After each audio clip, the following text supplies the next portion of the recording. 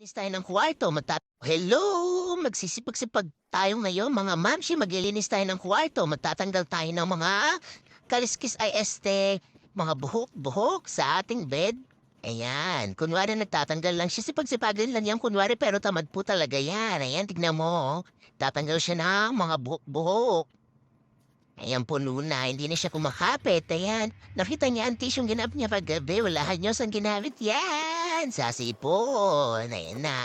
Tatanggalin niya yung mga dumi-dumi, mga buhok-buhok. Ngayon, nagpapalit na siya ng punta. Kunwaring masipag si Tinay, pero hindi po yan talaga masipag. Ayan.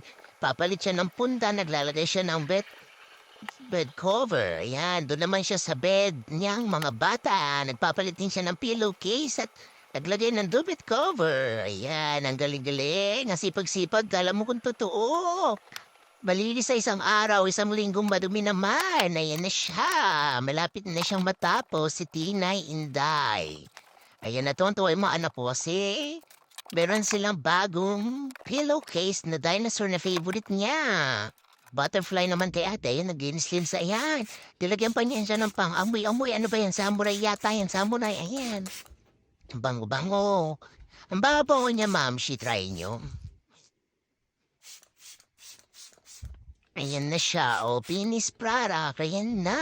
O, after magkunwaring masipag.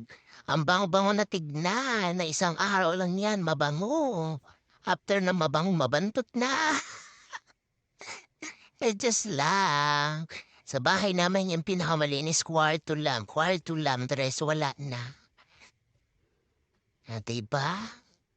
Ayan na ang finished product. Thank you so much, mga mami!